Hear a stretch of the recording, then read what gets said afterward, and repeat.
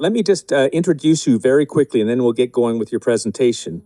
I understand you're an independent researcher and a podcaster. You're based in New Zealand. You're focusing on what's happening with relationships and sexuality, education and diversity and equity and inclusion in the school and wider society. You founded an organization called Let Kids Be Kids. It's a grassroots network advocating for parental authority and transparency in education. And through your online presence and speaking engagements, you critique age-inappropriate content of materials in the schools and ideological influences on our children. So that's the very, very summarized nature of your concerns and backgrounds. And if you want to expand or correct me on any of that, please feel free to do that. Otherwise, take it away with your presentation. Okay, thank you. Yes, I'll crack right into it. I came and spoke in June in person, and I talked mainly about the conversion practices legislation. So today, if we can go to the screen, I'm going to talk about the dark roots of comprehensive sexuality education and SOGI 123, which is the sexuality education framework throughout much of Canada, which lots of people have been talking about over the last 3 days. In other parts of the world, it is called Comprehensive Sexuality Education, CSE, or Relationships in Sexuality Education, RSE. So I just want to put a warning on this presentation because there is going to be some graphic content for viewers, so keep the kids away. So I want to start by saying SOGI is not sex education. For those who may still think that our kids are being taught what we were taught in school about biology and how babies are made and healthy relationships, no, it's not even in the name. SOGI stands for sexual orientation, which is teaching children about everything but monogamous and heterosexual relationships, and gender identity, which I'll unpack more as we go.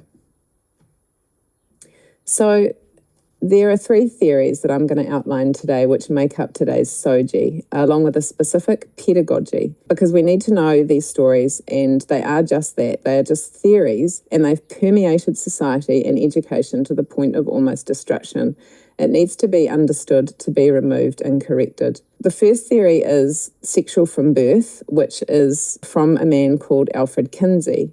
The second theory is gender theory, which is from a man called John Money. The third theory is called queer theory, and that is a combination primarily from 3 people, Mikhail Foucault, Judith Butler, and Professor Emma Reynolds. I'm also going to talk briefly about critical pedagogy. Remember that pedagogy means an educational, it's a teaching approach, so that's what pedagogy means, and that's with a man called Paulo Freire. So I'll help us answer the question, is SOGI making children safe in Canada? So Malcolm Rogerson, who spoke on day 1 here, explained it well. SOGI is a Trojan horse. It is emotional bullying and sexualizing children. SOGI 123 is nothing more than an attack on our children's identity. Parents are waking up to what's going on. Jason Christoff, also on day 1, talked about how the education system uses shame and guilt. This is critical pedagogy. It condemns and silences parents and teachers who disagree with this gender ideology and the trans industry. So adults who can see that what is going on are touted as conservative, like that's a bad thing, or prudish, which we often aren't, or even far right-wing extremists. Why the constant labelling to condemn people with moral character who prioritise the protection of children? Who wants to normalise sexual activities and behaviour in children? Ask yourself. Excuse me, how Penny. Is it that... It's Paul here again. I'm really sorry about this. I forgot to put you under oath. And one of the things we're very proud about at this quasi-judicial format is to ensure that all of our evidence is under oath. At some future time, there's going to be an archive of a massive amount of evidence, all of which we can say was given under oath. And we wish to maintain that practice. So on a better late than never basis, Penny, do you swear to tell the truth, the whole truth, and nothing but the truth, so help you God? Yes, I do. Great. Now that I've completely knocked you off the rails, please continue. That's okay. I had wondered about that. So I want to ask, who wants to normalise sexual activities and behaviour in our children? How is it that good people and good teachers and school boards and politicians can't see what we see? So the first theory I want to talk about is Alfred Kinsey's theory of being sexual from birth. So Alfred Kinsey was born in 1894, and his legacy is alive today in the Kinsey Institute and in Indiana University. Within his reports and books is something called the Kinsey Scale. Kinsey studied entomology and graduated with degrees in biology and psychology at Bowdoin College in 1916 and continued graduate studies at Harvard. His doctoral thesis was in gall wasps and published works on their evolution. So Kinsey was an evolutionist and published a widely used high school textbook called An Introduction to Biology, which took a strong evolutionist theory. He's known as the father of the sexual revolution. But here's why. While studying the mating practices of gall wasps, he developed a measuring scale for measuring sexual orientation, which became known as the Kinsey scale, from 0 to 6, where 0 was heterosexual and 6 was homosexual. In 1935, he delivered a lecture to faculty at Indiana University where he stated that delayed marriage, i.e., delayed sexual experience, was psychologically harmful. So his study of gall wasps had by then piqued his interest in the sexual behaviour of humans. He and his colleagues continued to research human sexual behaviour, publishing 2 reports as books. The first was Sexual Behaviour in the Human Male in 1948. At the top of the book, it states, based on surveys made by members of the staff of Indiana University and supported by the National Research Council with Rockefeller Foundation funds. In 1953, he published Sexual Behaviour of the Human Female, which topped bestseller lists and turned Kinsey into a celebrity. Kinsey's research was not all theory. It included observation and participation in sexual activity, including filming sex acts of co-workers. Analysts of Kinsey's work say that his fascination was driven by his own sexual desires. Kinsey was married and he had a wife and an open marriage, and he was bisexual with many sexual perversions. The most damning part of Kinsey's research is Table 34 on page 180 in the book Sexual Behaviour of the Human Male, which displays data from a convicted paedophile who sodomized and sexually assaulted babies and children and documented the victims' responses. The table gives numbers of times that children as young as 5 months old orgasmed in a 24-hour period. This was referred to as pre-adolescent sex play. The victims were claimed by the paedophile to have enjoyed the experience despite having violent convulsions or sobbing. The late Dr. Judith Reisman has led the research and exposure of Kinsey's work. She documented the criminal abuse of more than 300 infants and children in the production of Kinsey's research. Kinsey, backed by Rockefeller money and influence in the media, was cast as a hero, and the sexual revolution was created largely off his work, being touted as progressive, edgy, and sexy. Kinsey is at the root not only of the sexual revolution, but the porn industry, and that has been done through building him up in the media and funded by the Rockefellers and others. Hugh Hefner launched Playboy magazine after Kinsey's second report was published in 1953. Hefner described Kinsey as a hero, and his work aligned with Playboy's mission to destigmatize eroticism. Hefner donated to the Kinsey Institute, and Kinsey in turn promoted Playboy. Where is Kinsey's work on SOGI education in Canada? Kinsey's work and research has had a foundational influence on SOGI in Canada. How? Because the Kinsey Institute was granted consultative status with the United Nations Economic and Social Council, ECOSOC, in 2014 to the present day, providing its expertise in sex and gender research.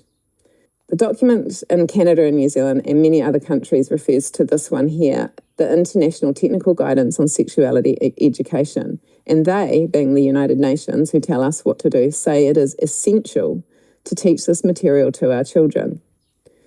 UNESCO and the WHO guidelines adopted by many countries, including Canada, include teaching children that sexual orientation is a spectrum, which is based on the Kinsey scale, elevating everything that is not heterosexual. So the SO part of SOGI, Kinsey's research underpins SOGI's core tenet, which is teaching sexual orientation as a spectrum, which drives the inclusion, anti-bullying, and kindness messages. So Kinsey's work is seen clearly in much more than just SOGI lessons in class, but also in all the anti-bullying, pink shirt day, and all of those things which we see, which is actually all what really trans bullying. So theory 2 is with John Money, and that's the gender theory. So John Money was born in 1921 here in New Zealand, which is the link that I have with you. What follows is not the best promotion for my beautiful homeland, where, like in Canada and the rest of the world, we're all born male and female, and no surgery or psychological adjustment can change that.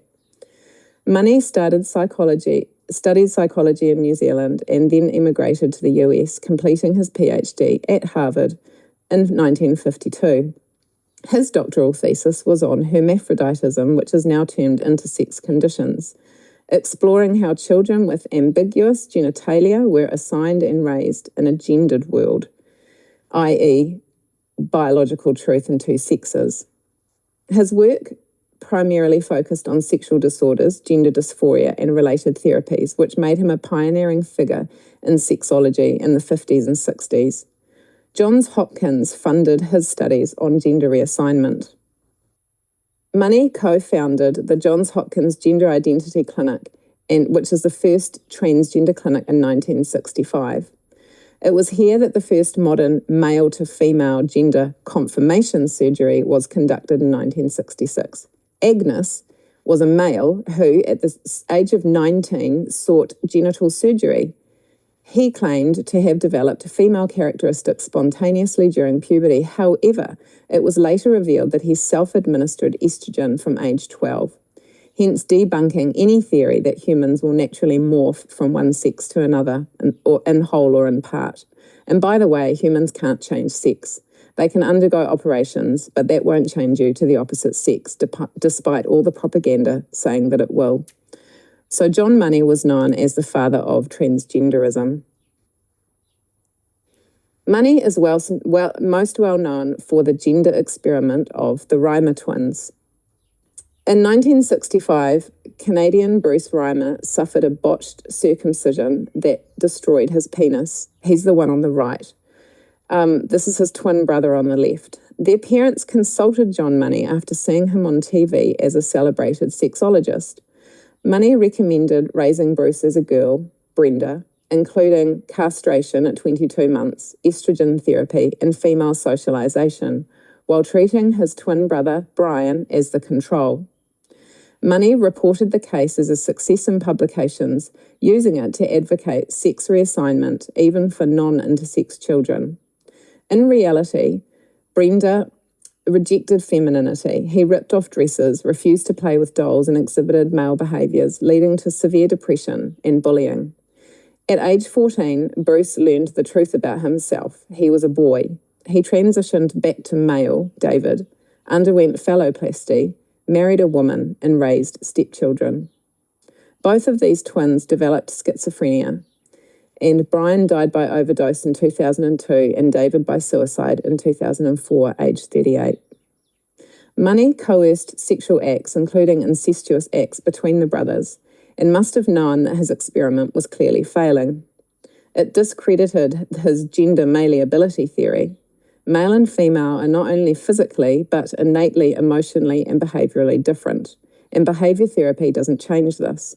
Yet his failed experiment was touted as successful and resulted in early gender interventions for decades afterwards and to this day. In 1995, he coined gender role to describe learned behaviours associated with maleness or femaleness, arguing that infants are born gender neutral and that identity forms in the first 2 years of life through socialisation. Dr. Marianne Grossman, child and adolescent psychiatrist, has extensively critiqued money and gender theory.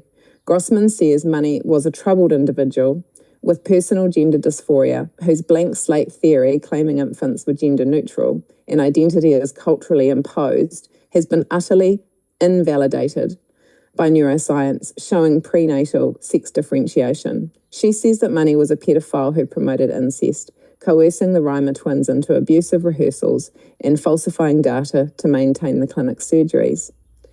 So where is Money's work on SOGI education in Canada? It's the GI part of SOGI. Do you know the gender unicorn and the genderbread person? These are examples of Money's theories that one can be disassociated from their biological sex and choose or change their gender identity just because it's a feeling. His own experiment disproves this with catastrophic results. But because the university and the medical research papers were published as a success, the rest, as they say, is history. No amount of chemical or medical adjustment will turn a male into a female, or vice versa. So theory 3, queer theory, is the works of Michel Foucault, Judith Butler, and Emma Reynolds, and they're at the basis of queer theory. So this theory emerged in the late 80s and 90s to disrupt the notions of gender, sexuality, and identity. And this part focused on deconstructing norms and fabricating power structures. So Michel Foucault laid the foundation that theory that sexuality is a construct. Judith Butler extended this into gender as a performance or gender performativity. And Reynolds applied these ideas into education and the childhood arena through play. Queer theory breaks down social norms, including changing language. Fixed boundaries between categories are broken down through the process of queering. For example, when people say trans woman or woman, they have queered the category of sex so that men are no longer distinct from women. Michel Foucault, he was born in 1926, and he was a French philosopher, historian, and social theorist, often associated with post-structuralism, i.e. opposing structure. He was openly homosexual during France's conservative post-war society, leading to his analysis of marginalisation. Foucault argues that sexuality is a construct produced by power dynamics and said that sexuality is not innate, but heterosexuality is determined by social norms. Perhaps the roots of connecting gender identity to colonial oppression is rooted in Foucault's work. I haven't looked specifically for his work in this space, but it fits with the theory. So, for example, this toolkit produced for Canadian teachers on trans-affirming education, it references the gender binary, which is that there are only two sexes, as a tool of white supremacy, and that the binary, two sexes, is colonialist fiction. I'll just let that one land with you for a moment. Judith Butler was born in 1956 and is an American philosopher, gender theorist, activist, and currently working at the University of California. Judith identifies as non-binary and uses they/them pronouns. She introduced gender performativity. When you think of performative, think parody, think of drag queens, think of wearing the persona of the opposite sex because they have unhooked sex from gender so it can be worn. She argues that gender is what you do, not who you are. Encouraging children into cosplay would fit into Judith's sphere. Also anime and manga, the online versions of performativity and parody. Crystal Rizzotti presented about anime and manga yesterday. SOGI 123 refers to fairy tales and gender roles. The irony is that teaching children that gender is a performance is in direct opposition to drag queens who say, be who you are, doesn't it? Because putting on a mask or a wig and being a fake imitation of everything you are not is not being who you are. In New Zealand, cosplay artists have been featured in Rainbow School Days, which is darker than the fun it is being touted as. Then we have Professor Emma Reynolds. Emma is a British sociologist and Professor of Childhood and Youth Studies at Cardiff University in Wales. Her work centres on queering childhood, challenging the innocent ideal of youth. She examines how preteen children negotiate gender and sexuality through play, uniforms, and peer dynamics, revealing heteronormative pressures on young children. So her research in the UK on relationships and sexuality education applies to queer theory, to curriculum design, advocating for inclusive and non-binary approaches that disrupt heterosexuality. So she's all about bringing it into a playful format for children. So the intersecting nature of their work is that they share this post-structuralist lens, post-structural being a rejection of structure or absolute truths or facts. So their combined work being applied is seen as queer theory evolving from an abstract critique to an applied pedagogy. Their influence in Canada is that queer theory has transformed the curricula, and not only in Canada but worldwide. So whether directly or indirectly, as the foremost people in the world of queer theory, Foucault, Butler have influenced Canadians with their anti-homophobia programs such as Pink Shirt Day. They would be derived from Foucault's work. Butler's frameworks inform gender-neutral policies in US colleges, so likely have impacted Canada. Reynolds trains teachers in performative pedagogies and influences NGOs like UNESCO to include LGBTQ+ content in sex education guidelines. Her work may directly influence Canada via UNESCO. So then there's critical pedagogy with Paulo Freire. To overview this, I'm quoting a paper written by New Zealand group Lesbian Resistance, who I collaborate with in our research. So remembering that pedagogy is an approach to education. So Paulo Freire was born in 1921, and he was a Brazilian educator and political theorist. He is best known for his book, Pedagogy of the Oppressed, which he published in 1970. Freire believed education should create political awareness among the oppressed so they could challenge social and economic equality. I'll read that again. Freire believed education should create political awareness among the oppressed so they could challenge social and economic inequality. Freire called himself a man of the left. He merged Marxist social critique with Christian liberation theology and anti-colonial struggle. His socialism was central to his theory of education. He believed teaching should reveal the social and economic mechanisms of oppression, being class, race, gender, and colonialism, to develop students' critical awareness of these systems and inspire collective action to change them. When embedded in compulsory education, it requires both teachers and students to adopt ideological positions instead of cultivating open inquiry. Freire's worldview marginalizes apolitical or conservative interpretations of social life. It discourages respect for tradition, family, or faith-based health ethics, and it frames disagreement as moral deficiency rather than legitimate diversity. So hopefully you can see why I mentioned critical pedagogy here today, because it seems to me that this educational approach is exactly what is being used in our education systems in the West, and in particular in sexuality education programs being thrust upon our children. So in summary, we are looking at a Trojan horse called SOGI.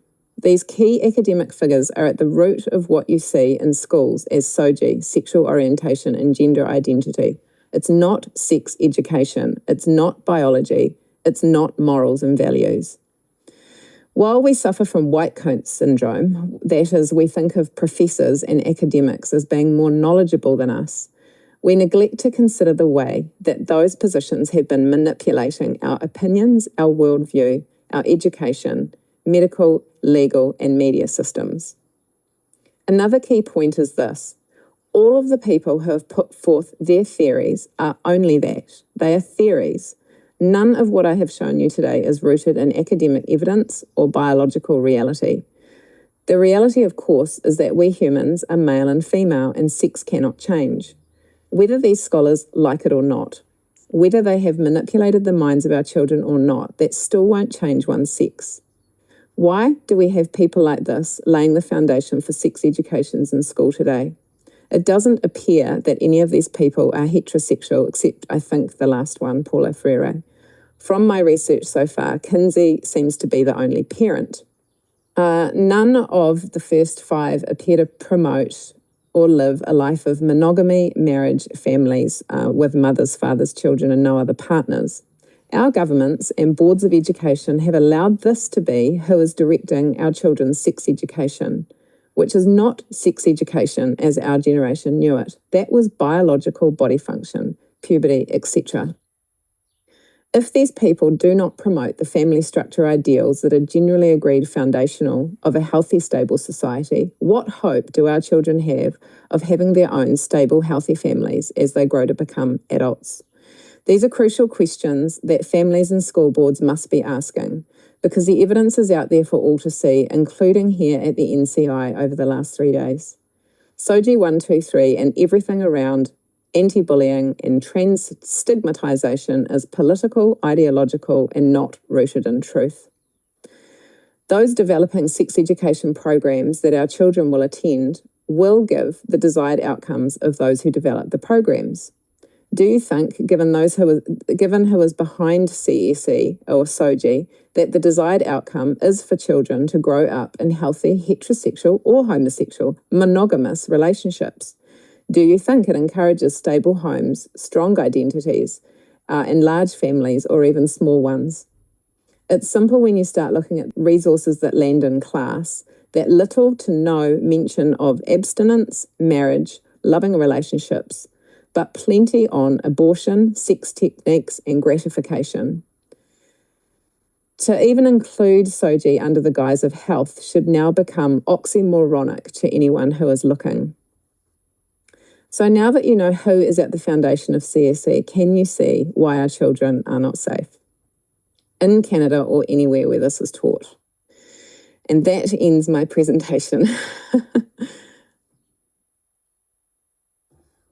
Well, thank you so much, Penny. And it ties in beautifully with what you presented in Kitchener back in June when you were talking about how certain programs have their origins and declarations at the UN and how that filtered in various ways into, in your case, New Zealand being incorporated into domestic law and establishing powers within your human rights tribunal to persecute people who questioned the appropriateness of SOGI in your public school system, a very strong comparison with what we see happening here in Canada. So I think your PowerPoint presentation will become an exhibit, and for people wishing to scrutinize it a little more than we've had a chance today, I would recommend they also look at your initial presentation back in June, which explains how it all happened that we're now dealing with this situation in our schools.